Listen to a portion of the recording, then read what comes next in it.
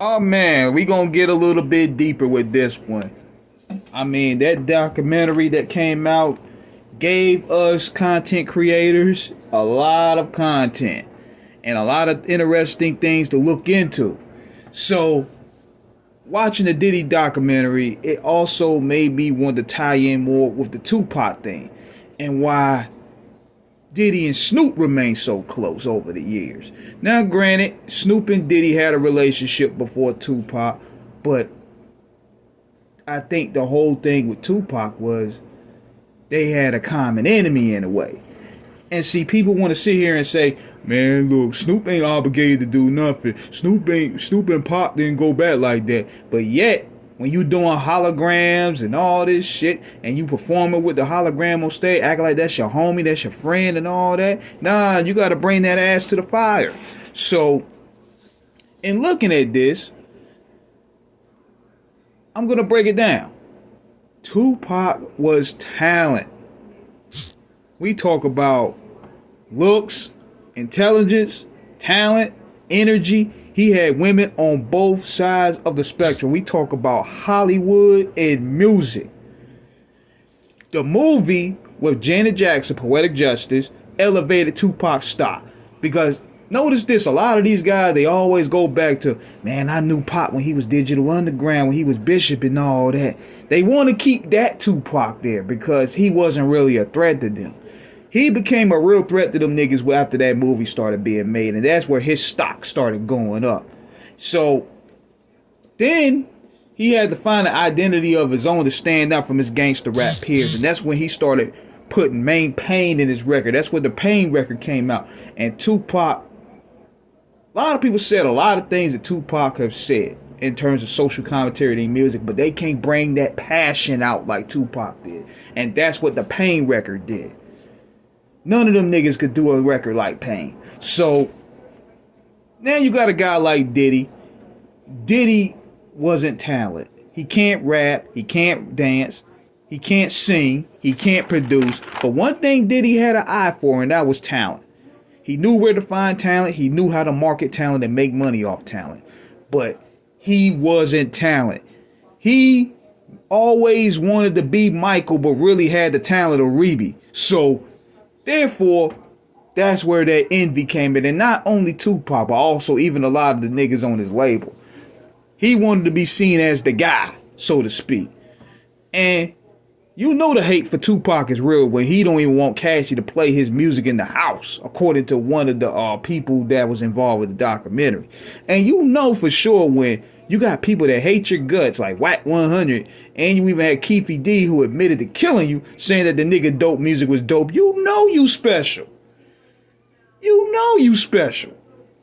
Now I got Snoop Dogg up here because let's be real. Snoop was salty that Tupac came on the label and made him Scottie Pippen when he was treated like Michael Jordan. Took all the attention away. Put the coast on his back. Put the label on his back. And became the face.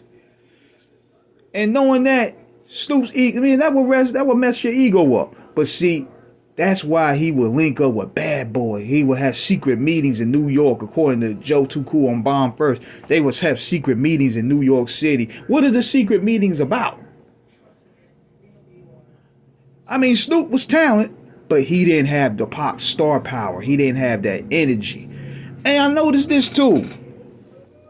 I looked at Daz's story a month ago, and he strangely posted this on his story of Tupac getting shot up in the car. It's like an AI version, and I'm like, why is Daz posting this?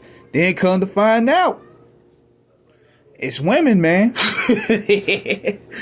Women, man. Those niggas, when they hear those Tupac stories of how Pac got around, it burns their soul in a way. I mean, the nigga had Janet, Madonna, Yo-Yo, Rosie Perez, Kadada Jones, Jasmine Guy. They all, Whitney Houston. Bro, I mean, and you in the industry and you seeing Tupac leading the charge. Now, Ice Cube, on the other hand, that's strange. I mean, we talked about that over the years. But from blocking Ice Cube for blocking Yo-Yo sample on Dear Mama, there gotta be something. I don't know what it was with that, but it definitely was personal. And also, even the strange things going along, like Cube was taking Pac's flow on the West Side Connect album. Even Tupac started catching wind on it. Now, to Tupac's credit, to Q's credit, he was the first to really, be on the pro-West front. But to do a whole album, I'm thinking that's where Tupac was getting that for. But there was tension already there. There was definitely tension already there. And then, not to mention the salty comments that Cube would make about Tupac needed help from the Outlaws. Why he's number one. Why he got the number one diss record. Dude. What it is, even with the Gonzo interview, he said he did not want them around Tupac at all. But what it is, Tupac came from New York City. He's originally from New York City. And he came through and he became the face of the West Coast. Over Dre, over Snoop, over Cube. Even Suge said some stuff. He said when fans would go out there and see them, and they would ask Snoop and Dre where Tupac at for an autograph. I think that might be some truth there. Talent's one's envy is something, man. But I just want to give y'all some gems to look into, man, because when you that talent and you had the best of both worlds like he did, because Tupac could have went either way. He posed as a threat. And notice how these niggas started taking all his ideas later on.